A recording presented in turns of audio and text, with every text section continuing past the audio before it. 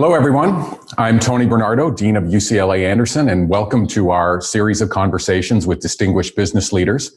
Today, we're very honored to be joined by Brian Cornell, Board Chair and Chief Executive Officer of the Target Corporation. Hello, Brian. Welcome. Thanks for joining us today. It's great to be with you. Great.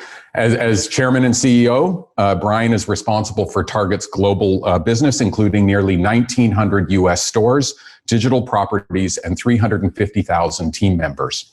He joined Target in August of 2014, and after 30 years in leadership roles at leading retail and global consumer product companies, including 3 stints as CEO. And from my perspective, one of my favorite things about Brian, he's a Bruin. He received his bachelor's degree from UCLA, and he's a graduate of our executive education programs here at UCLA Anderson. Why don't we get started then? Given the extraordinary times we're in, a lot of our conversation is going to be around the twin crises and the various implications for the country, for Target, and your industry. But before we get to all of that, I'd like to first know how you're doing. I know I spoke to you, I think it's now been a couple of months. A lot has happened, and then it's been an extraordinarily challenging time. I just want to see how you're doing and how you'd characterize the last few months. Well, first, Tony, I'm really happy to be with you today. It's always great to interact with UCLA in any capacity. I traded my red Target tie for a blue UCLA polo today, and it gives me a chance to feel like I'm on campus. And I'd say I'm doing just fine. I'm learning to lead differently. We're learning to be really flexible and agile and adjust to the changes that we're seeing in the environment almost every day. And as I think about 2020, I think for so many of us, every week has been somewhat different. And as a leader of a large U.S. organization, we've had to listen and learn and adapt to the changing environment and really think about what's best for our team, best for the guests we serve, and best for our organization overall. But it's been a very unique time. I think you've probably heard from others that you've talked to, there's no playbook for what we're doing right now. And every day I feel like we write a new chapter. Yeah, and we'll talk about some of the issues around COVID-19, but really first I'd like to talk to you about the recent events in Minneapolis, where you're headquartered. You and Target have voiced support for those protesting the deaths of George Floyd and other African Americans, including Breonna Taylor and Ahmaud Arbery. Please tell us a bit about the public letter that you wrote soon after George Floyd's death and the steps you've taken to try to help heal the community. Well, we wanted to make sure, Tony, it was really clear our position on what was happening in the Twin Cities, but really happening all around us in America. And I've spent quite a bit of time personally with our Black leaders at Target. I've heard some of their stories, and then seeing what happened to George Floyd. And my first reaction was, that could have been one of my leaders. That could have been a Target team member. And I wanted to make sure we were really clear about our position, how during a time like this, we're going to be true to our purpose and try to support all the families in our communities, try to take care of our team, do the right thing, but also send a very clear message that at Target, we have a very clear position. We are anti-racism. We are a very inclusive company, an inclusive brand. We put a great focus on diversity as we think about our values. And we really wanted to make sure as we face this time of pain, we leaned on our purpose as a company. And by doing that, responded to the needs of the local community. We wanted to make sure we were really clear. And for those that have seen some of the destruction that followed George Floyd's murder, obviously, we had several stores that were destroyed in town. And one of the first commitments we made was we'll rebuild, because we know how important that store and those stores are to the neighborhoods in Minneapolis. And that one store in particular that was in the background so many times where people were being interviewed has been an important part of the community since 1976. So I wanted to be clear, we were going to rebuild. We were going to invest with some of our longstanding partners, and we made an investment of $10 million. But we also said, we'll invest 10,000 hours to advise and consult with small businesses that were owned by African-American and people of color to help them get back on track as we look to restore and rebuild the community.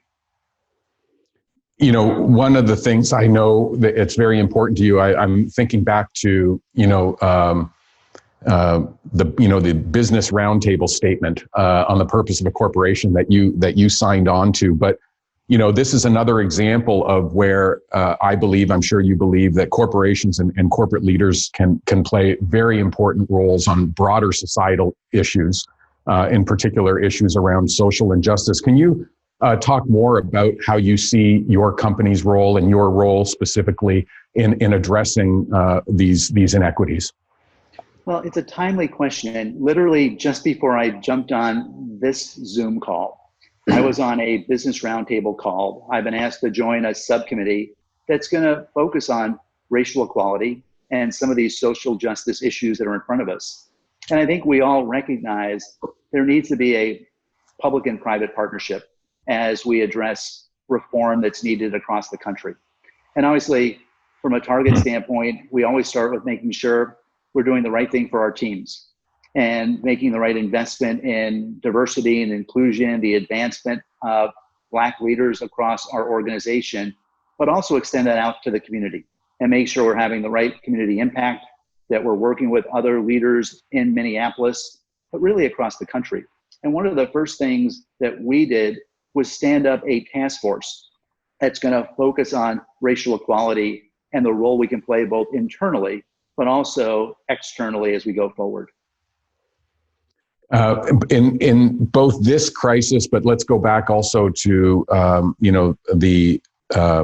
really the point in time when the COVID-19 crisis really took off. How did you reestablish your priorities in those sort of twin crises? Let's start first, I guess, with the COVID-19 crisis, and then now these most recent events. How did you rethink the top priorities of the company? If I go back to really the start of this year, in January, we set up a task force that was focused on the virus, but it was largely focused on the disruption we were anticipating because of the virus starting in China, and very much focused on supply chain, checking in with our manufacturing partners there, understanding the logistical challenges that we're going to be facing. But that group quickly pivoted to really help us manage and navigate the entire impact of the virus.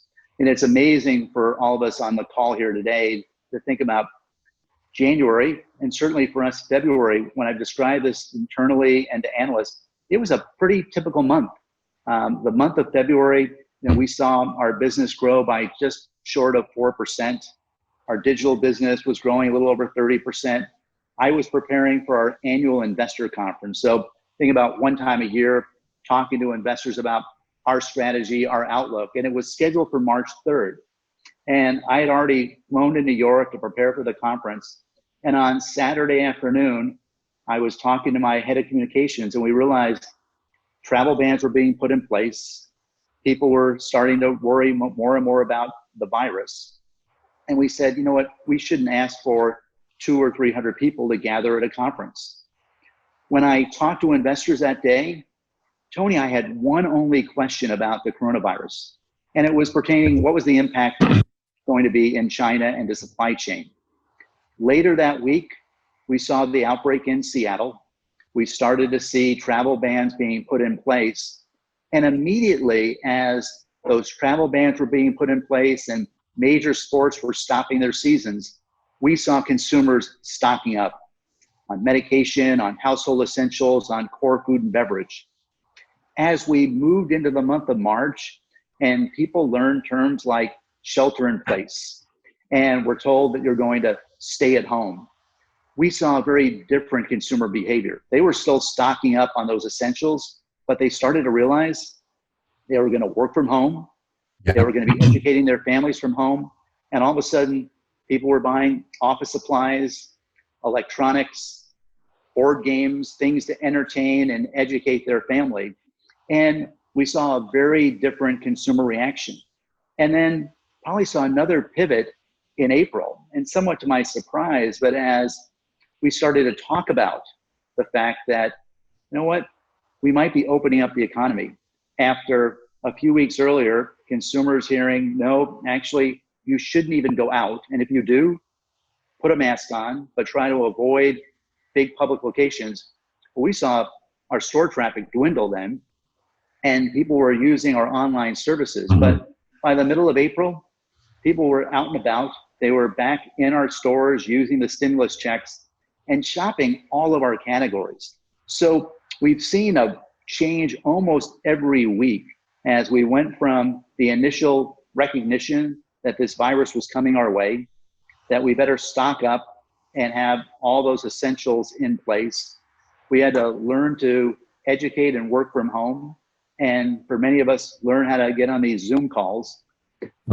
Consumers listened very clearly when the administration said, you know what, you should try to avoid public places. And if you're out, wear a mask. And we immediately saw that change in our stores and people using online services. But the consumer's been quite resilient. And I think there's certainly a desire to get out more often and think about how they return to normal. But I think for many of us, we know there is no going back to the old norms. Yeah. And I think the changes we're seeing are going to have a profound impact on how we live, how we shop, what we value, and what's important to us going forward. Yeah, I have a few questions about that, in just a moment. But before I do, I'm fascinated generally by the global supply chains, logistics, especially when I think about a company like Target. It just seems overwhelming. If you could say a little bit about first, there were supply chain issues, being able to procure from various parts of the world. But then, so these pivots in consumer demand that you mentioned, that introduces another set of supply chain issues because you have all of a sudden a sort of a dramatic increase of demand for products that perhaps you didn't previously. Can you tell us a little bit give us a little sort of insight into how you manage something like that so quickly? Yeah, and again, Tony, we have to do it almost day by day, category by category, and vendor partner by vendor partner. And oddly enough, if I think about kind of supply chain challenges during the pandemic, while there have been some delays in product coming from Asia, most of the shortages have been with US manufacturers. And you think about the consumers that are now buying as many hand sanitizing products as they can find, and household wipes, and stocking up on certain essentials.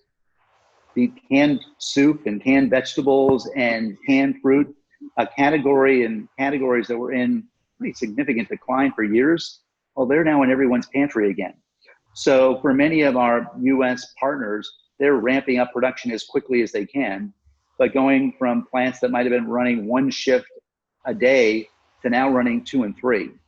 So it's been a challenge working across our multi-category portfolio to make sure we can source apparel products, a huge demand for kitchen products and anything kitchen related, as for months now, so many of us have been cooking and consuming 3 meals a day at home. So we saw a huge spike in anything kitchen related, board games and electronics and toys as people are working from home and printing each and every day and looking for other ways to entertain their family. And then just those household essentials that people today are using more than ever because they're living and working at home and trying to adapt to this new environment that we're all adjusting to. One thing that Target sort of does that not a lot of retailers can do is that you have the ability to take advantage of the complementarity between online retailing and then using your physical spaces as distribution hubs.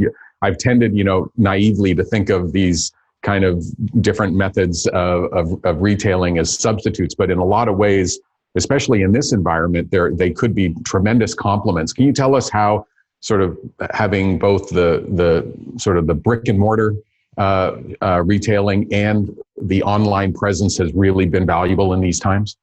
Yeah, it's certainly been a big advantage for us. And unlike some of our peers, we were viewed as a essential service, and we've been operating throughout the pandemic and really using the strength of both our stores and our fulfillment options to serve America during this pandemic. So it goes back to a strategy we put in place many years ago now to really pivot everything around the importance of our stores and make sure that we created great shopping experiences when you're in our stores. We've been opening up new, smaller formats in urban centers and on college campuses, but using the stores as the center of our strategy, including for all of our online fulfillment. So a few weeks ago, I announced our first quarter results, and despite the economic challenges and the pressure we were all feeling, our overall comp sales grew by just short of 11%. Our digital business grew by 141%. Wow. But the biggest growth we saw was in what we describe as same-day services that grew at almost 300%. And that's your ability to order online and pick up in one of our stores, or place an order and drive into our parking lot, and we'll put it in your trunk and eliminate any contact. Or having one of now, we've got almost 200,000 personal shoppers through a company called Ship that will go shopping for you and bring it right to your home. So that strategy of leveraging both stores and localized fulfillment has certainly served us well. And I think as part of the pandemic, America has learned how to use their smartphone to shop. They've downloaded apps. We had over 5 million new users of Target.com during the pandemic. We saw 2 million new people find their way to our drive-up lanes and take advantage of the fact that they could shop without any contact. And I think today, consumers across America are putting a bigger premium on safety than ever before. So we wanted to make sure we created a safe shopping environment. We made a huge investment at the start of the pandemic in our team and said, if we're going to serve America, we've got to start with investing in the safety of our team. We invested over $500 million in improved benefits for our team, increasing pay by $2 an hour during the pandemic, giving anyone who was 65 or older, pregnant, or had a pre-existing condition 4 weeks paid leave. With so many children being at home, we offered free backup care, but really said we have to invest in our team if they're going to take care of America. And we've got to make sure that we create a safe shopping environment. So if you're in our stores, we're metering, we put up plexiglass shields at the check lane, we put up signs and decals that reminded you to take social distancing seriously. And we've ensured that all of our team members are wearing masks and have gloves when they come to work. So a big premium on safety, on investing in our team, on making sure that we leveraged our skills both in stores and from a digital standpoint to meet the needs of America during the pandemic. And I think we've built up tremendous trust because of the steps we took. That's great. And tell us, I think I mentioned 350,000 team members, how you were able to adapt the sort of the nature of their work, how you were able to have some of your employees, I imagine, at a lower scale in the stores, but also workers at headquarters who are now working at home. Can you tell us a little bit about how you're conducting work at Target today compared to a few months ago? Yeah, one of the first decisions we made as we saw the pandemic begin to unfold was that we really had to simplify our focus around the essential services we were going to provide. So we put a premium on managing product supply, on making sure that we were focused on supporting our buying network as they were looking to meet the new and changing demand in categories, and then simplify activities for our team. So we had to make some tough decisions. At the start of the year, back to that meeting I held with investors in March, we said, we're going to remodel about 300 stores in the US. We quickly said, in light of the pandemic, we're going to slow down that remodeling activity because we don't want the disruption. And all but 130 stores will be remodeled this year. We were going to open up 35 or so new smaller formats. We said, in light of the pandemic, we're going to slow that down. We'll probably open up 15 or 20. And we had other initiatives like adding fresh products to our order pickup and drive up.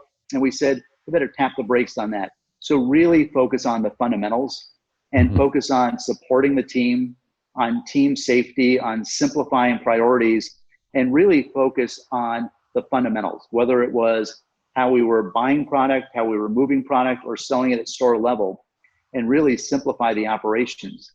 But we also had to do all this while we were adapting to working remotely. And for most of our 14,000 team members that are in our headquarters in Minneapolis, we said in early March, it's time to work from home. And we had to make sure they were equipped with the right technology and learn to interact and work and collaborate in this new virtual environment. But we spent a lot of time kind of working with our teams, making sure they're adapting, and a lot of time focused on their personal care and making sure people understood that they had to manage their personal energy. They had to take care of themselves. We had to remind them, you need to take a break and it's okay to unplug. And we didn't want to get caught up in an environment where people were losing track of what day it was. And working remotely like this, sometimes Sunday feels like Wednesday because it's nonstop. But we really wanted to make sure we were taking care of our team. You've alluded to some of the answers perhaps already to this question, but one of the themes that we've heard throughout this speaker series is that during crises, trends that were in place before the crisis tend to get accelerated. And rather than sort of new directions, what we tend to see is a speeding up of trends that were already in place. And you've alluded to some, but tell us maybe the 2 or 3 things that you think were sort of happening before the crisis, the COVID crisis, and you expect are really going to have a fundamental effect on retailing going forward. Well, the first one is pretty obvious, and we've all been talking about it, but that shift to more digital shopping, I think, is only going to accelerate. It certainly has during the pandemic. Going into this year, you would have asked me kind of the mix between sales in a physical location versus a digital location in the US. When you think about the overall $3.3 trillion retail business, about 85% of it was still being done in stores, about 15% online. I think we're certainly going to see that online component continue to grow. And I think for consumers who have learned how to use their phone and apps to shop, realize how convenient it is to, on certain days, place an order and pull into our parking lot. And within 2 minutes, one of our team members puts it in your trunk. There's no contact. You drive home. We're going to continue to remember that. So I think digital is going to still continue to grow and be relevant coming out of the pandemic. And I think I combine that with, the focus on ease, convenience, and safety. And I think this component of safety is going to be very important for years to come. I don't think we're going to wake up on January 1st and say, no, that's not important anymore. So I think both the in-store experience, but consumers overall are going to be more and more concerned with the environment that they're shopping in, they're dining in, they're living in. I certainly think with some of the economic strain that we're facing right now, the rising unemployment, a focus on value is going to be really important. And one of the things that we see in our survey work as we talk to consumers across the country is their willingness and desire to consolidate the number of places they shop. And it's where we think Target is so well positioned because of our multi-category portfolio, where 20% of our business is in apparel, 20% is in the home category, 20% is in electronics and toys, 20% is in beauty and household essentials, and the last 20% is in food and beverage, creating that one-stop shopping experience where one retailer that you trust that offers a great experience, great service, great value, and the flexibility of shopping either in a store or digitally. We think those are trends that are going to only accelerate coming out of the pandemic. Another sort of theme that I've heard you, sort of allude to on several occasions is just how important it is to take care of your team. And, again, this goes back to this sort of broader role, but and you mentioned some of the things that you've been doing for your team, extending increased pay and benefits and so on. Help us understand why you think that is so fundamental to the success at Target. For some people, it seems obvious, but I know that not a lot of companies do that. So if you could sort of articulate why you think this is so important to Target's future and success. Well, Tony, I'll take you all the way back to February of 2017 when we started to talk about our new strategy and our focus on investing in stores and remodeling stores at a time when people were closing stores and actually moving into new neighborhoods when people were basically moving away from building new square footage and investing in our brands and investing in our digital capabilities. We also said at that time, we're going to make a major investment in our team. And I said on that day in New York City that we were going to put $1 billion of operating income into increased wages and training and development for our team, that we were going to take a leadership approach and move our starting minimum wage from, back then it was $11, to a starting wage of $15. And we said the most important element in our strategy was going to be our team and investing in their pay, their benefits, their careers, their development. And while we've made tremendous progress as a company, and I think each one of those strategic levers has played an important role in building market share and trust and relevance with consumers, the most important investment has been the team. And when we looked at the challenges of the pandemic, we said the first thing we're going to do is double down our investments in our team. Because for a brand like ours that's very consumer facing, it's that team member that makes the difference.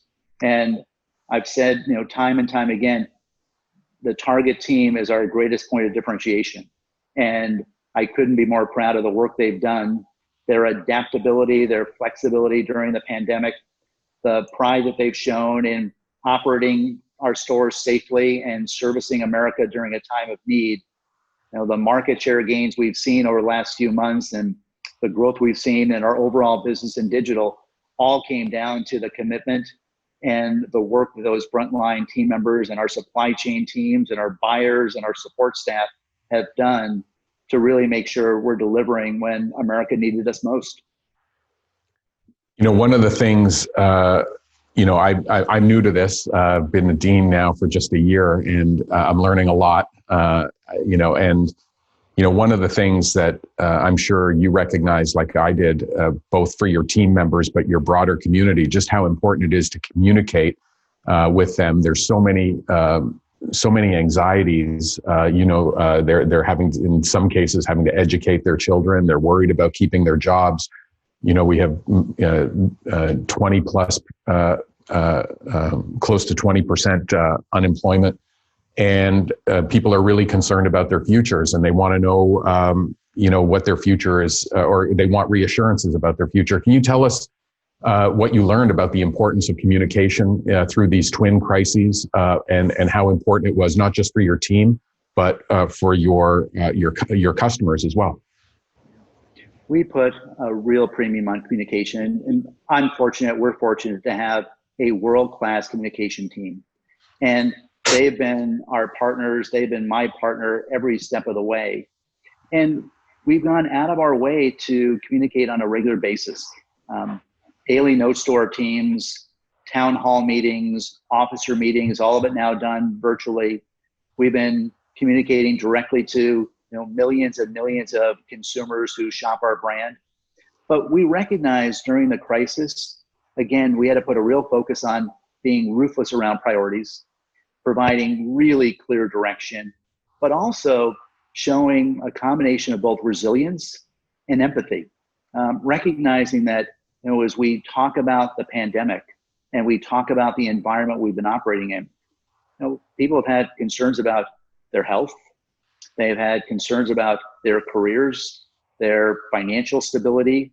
So this has been very personal. And we've really counseled our team that, one, we had to show great resilience and adaptability to the changing environment, but we had to be really empathetic and listen and learn and understand that, for thousands and thousands and millions of Americans, this is a unique time in our lives where we have health concerns for ourselves and our family and friends.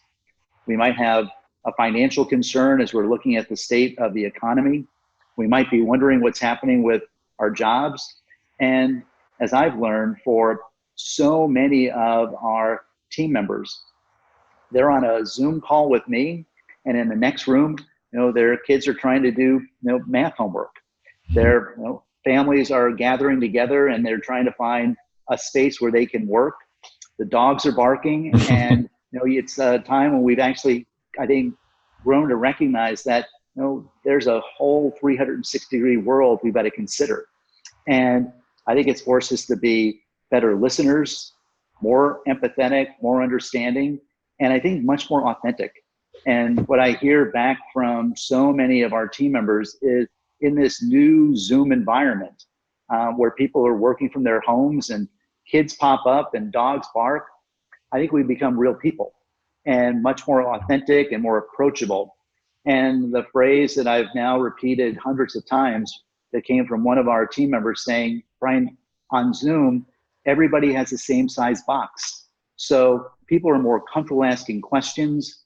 We have more transparent conversations, but it's actually, I think, created an environment that's fostered more collaboration, and it's become much less formal.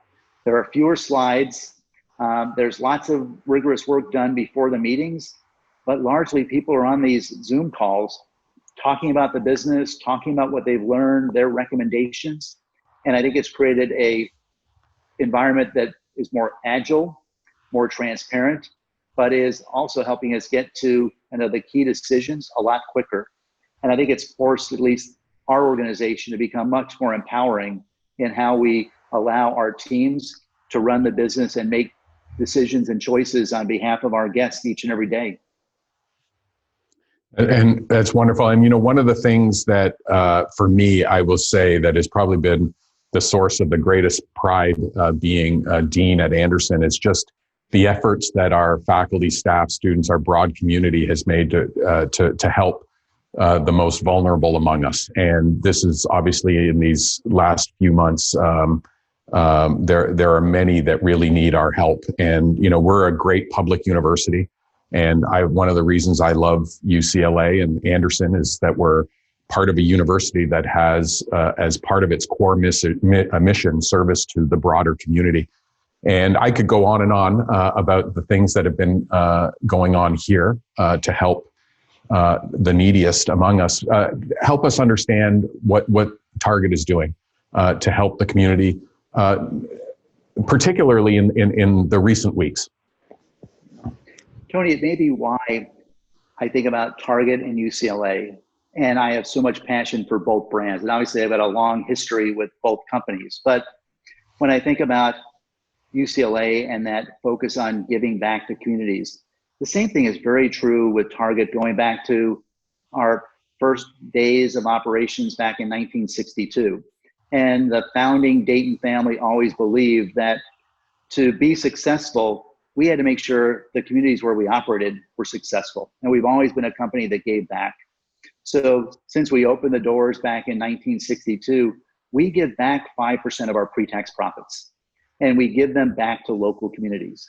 And that's always been our focus. And we'll be a company that for years to come always thinks about our guests, thinks about, when we talk about our purpose, we always talk about helping all families find a little bit of joy in everyday life. And that starts in those local neighborhoods and communities. So our first reaction is always to give back. When the pandemic started, and we recognized the challenges that America was going to face, we made a $10 million donation to help local groups, but also to help our teams. When this unfortunate uprising and we saw the death of George Floyd, we said, we've got to step up. And we made a donation to the Urban League and the African American Leadership Forum to make sure we were helping out in those local communities. We said we're going to donate 10,000 hours to advise local businesses. So it's just part of our DNA, and why it's so easy for me to talk about UCLA and Target in the same sentence is because I think there is that community connection. And I think it's why you're so proud to be part of UCLA. I'm so proud to be an alum. The students feel so great about being associated with UCLA. And it's why hundreds of thousands of our team members always talk about the pride they have in Target. And I think it stems to the fact we give back to our communities, we give back to the families that we serve. And we know that if those communities are successful, then we're going to have a healthy and prosperous company. Great. Well, I'm going to ask one more question before I go to audience questions. What leadership qualities do you think what leadership qualities do you have that help you navigate these twin crises? Help us understand that. I'd start with, a focus on humility. And I think at a time like this, where unlike other periods in my career where I can say, I've done this before and I've read this case study. For so many of us right now, as I said earlier, there is no playbook. And we've been forced to listen, to learn, to interact with others that we know, to share best practices. So I think there is a sense of humility where we know we don't always have the answer. And part of being more nimble and adaptable is we recognize, as opposed to striving for perfection, we said early on in the pandemic, perfection was actually going to be our enemy. And once we knew what was right for our team and right for the consumer, we had to start moving in that direction and be comfortable iterating and making changes along the way. So I think that focus on staying really grounded and humble, learning to listen intently, particularly during an environment like the one we're living in, learning each and every day and updating the plans that you have in place. But I think that focus on really making sure we're listening, we're learning, we're adapting, we're sharing has served our company well. And it's certainly been an important feature for me as I think about the last 4, 5, and 6 months. So being a great student and listening to the consumer, listening to our frontline team, that's really been helpful as we've navigated this environment. And those are qualities that I look for in all leaders. But I think it's served us particularly well in this environment where we don't have the answers. I had a board meeting last week, and you might smile when I tell you how I wrapped it up with my board. And for most of the business leaders you talk to, and when you're talking to students, and we're all talking about strategy and building long-range plans, and we use the algorithm LRP all the time. And usually that means a horizon of 3, 4, or 5 years. And I told our board, in today's environment, our LRP is the next 4 weeks, because beyond that, I have no certainty. I don't know what's going to happen with the virus, the economy. We're in an election year. I don't know what's going to happen with China trade talks.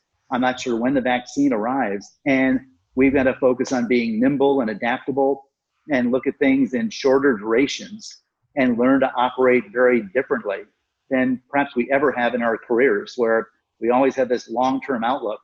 And now I saw a lot of heads nodding when I told my board, the LRP for Target is the next 4 weeks. And I'll give you an update, 4 weeks at a time. Yeah. Well, thank you. Thank you so much. And what we'll do now is we'll move to Slido questions. And so let me just, here's a very good question. I mentioned this in the introduction. You've served as CEO of multiple organizations. And one of the questions we have here, a popular question, is what are the lessons you learned through those different experiences that you could share with us? Well, I'll go back to a point I made earlier. And I've largely been in big global consumer-facing businesses. With my time at PepsiCo, I ran businesses in the US and Canada and Latin America. I lived in Asia and Europe. And I learned through those different assignments the importance of being really consumer-focused, understanding customers in different areas, being really focused on being a student of the competition, understanding the cost model. But as I said earlier, as it pertained to Target, I think I learned how important it is to be surrounded by a great team, and a team that's diverse and inclusive. It's part of our Target DNA. It's part of our value system. a real commitment to diversity and inclusion. But I've learned over the years that being very consumer focused, understanding the customer you serve, being a great student of your competition, but building a culture that is foundationally supported by a commitment to diversity and inclusion is one of the critical components to success. Great, thank you. Here's a question about the and I guess this is hard to answer given the previous mention you made of LRP of 4 weeks, but we are in an environment with very high unemployment, a lot of uncertainty about economic conditions going forward, and how does a company like Target, even though you don't have a lot of visibility about that, how do you prepare for this really tremendous uncertainty around global economic activity here nationally, but also globally? Yeah, I'll start with perhaps a personal perspective on the U.S. economy and the state of America. And while I'm not a statesman or a politician, I sell apparel and home products and some food and beverage along the way. I'm a big believer that our country will adapt, that we'll find our way through the pandemic and the economic downturn, and that there'll be a return to growth in the United States. Now, I'm not quite sure when that's going to happen, but I've got tremendous confidence that this is a very resilient company and organization and world we live in, and Target and America will continue to thrive. So we're doing a lot of scenario planning, thinking about what the future looks like, and trying to factor in the state of the economy, what's going to happen from a consumer standpoint. In retail, we certainly see, because of the dislocation that's taking place, tremendous market share opportunities as you're seeing this separation between winners and losers.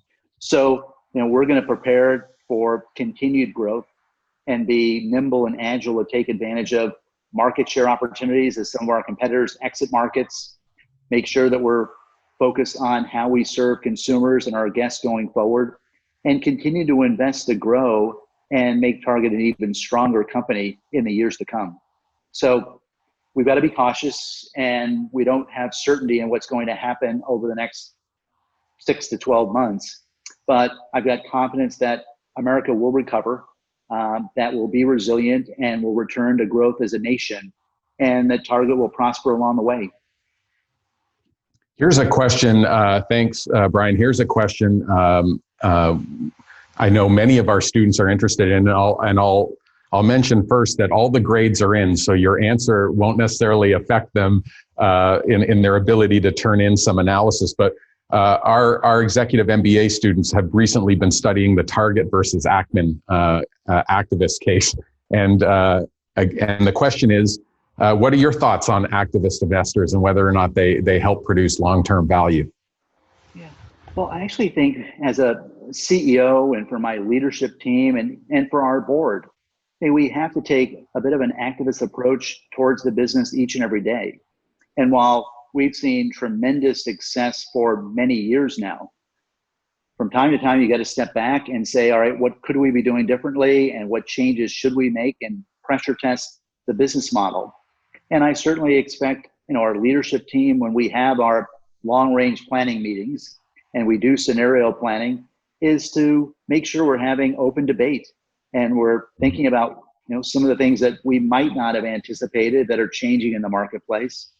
We certainly have very open and transparent conversations with the board, and I expect the board to challenge some of the initiatives we have in place to make sure we are pressure testing. So I think in an environment like ours, running an almost $80 billion company, the leadership team, the board, they need to have that activist hat that they put on and make sure they're challenging, they're asking tough questions, they're making sure the analysis is in place, that we have the learning and the capabilities to execute plans. So I think we all have to approach the business from time to time as internal activists. Terrific. And here's a great question. I didn't know this about you, but you joined the Smithsonian African American Museum Board. Is that correct? In 2015. Can you tell us how your role on that board and perhaps the priorities of have changed over the last 5 years? Well, we were one of the founding supporters of that museum, and we're really proud of the work that was done. If you haven't been there, it's been, it's really an incredible new addition to Washington, D.C. And at a time like today, where we're reflecting on the impact and the challenges that African Americans have had in this country, it's a reminder of the journey that they've been on. So we've been very supportive. I've talked about the fact, obviously, diversity and inclusion is very important to us. I've personally been very committed to advancing our Black leaders and adding more talent, African American talent throughout our organization. And that's something we've been a part of for many years. And it's been helpful for me to better understand the challenging history for hundreds of years that African Americans have faced in the United States. Thank you. We have a few more minutes here.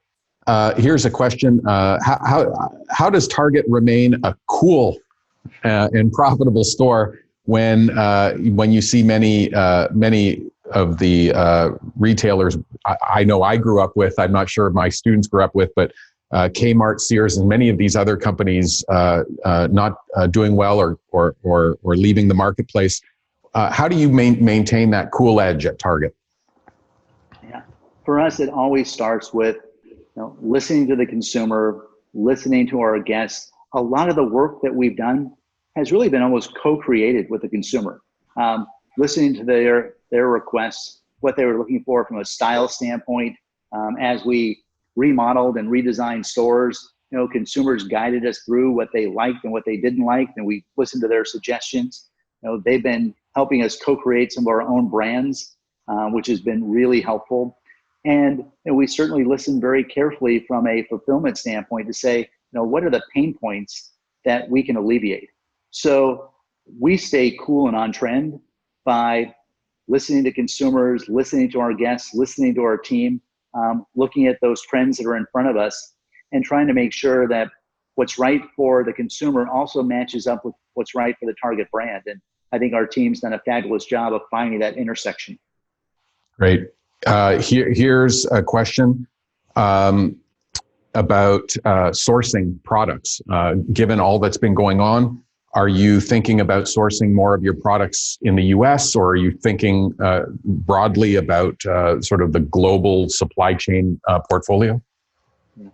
Tony, it was only a few years ago, we were in the midst of something called the border adjustment tax.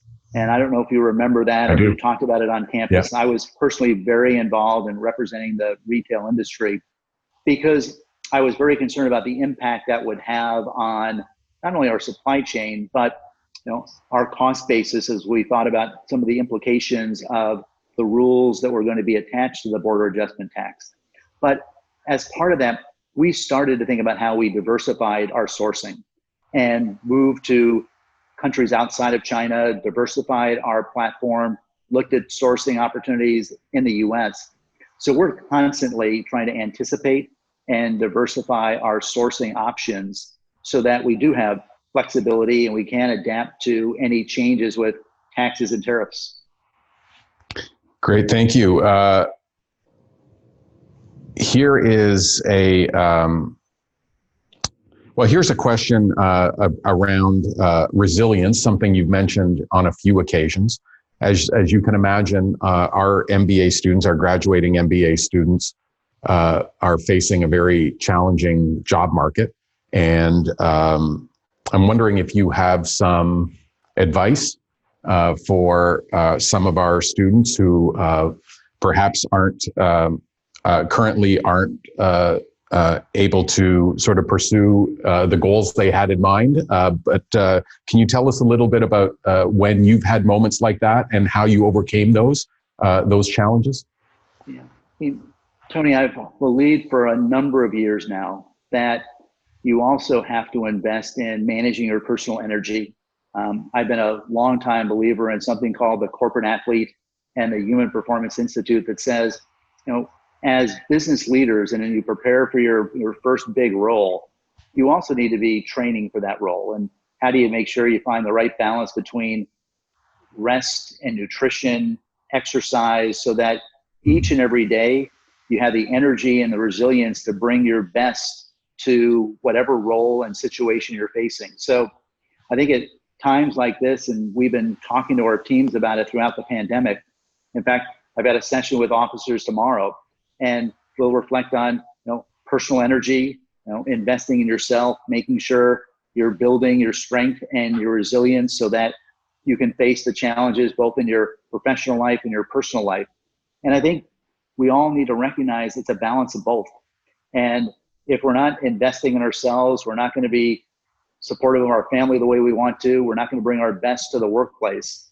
And I think, focusing on managing your personal energy during a time like this is probably more important than ever. Great. Well, thank you. We're getting close to the end of our time, and this has been a really wonderful conversation, Brian. I really appreciate your participating, but I want to give you the last word. I want to, give you a few minutes to, if there's anything I didn't cover that you think you'd like our participants to hear from you, I'd really appreciate your final thoughts. I might end by going back to something we started with. And, for so many of the students that might be listening in today and deciding what they're going to do next, I think finding a company that matches up with your personal values, that has the right purpose, that has the right mission, that has the right culture, I think that's becoming more and more important. And as I think about our company and the success that we've had for many years now, and certainly the resilience we've shown throughout the pandemic, I always come back to our focus on our company purpose, our focus on taking care of families, our commitment to staying true to our values and our team.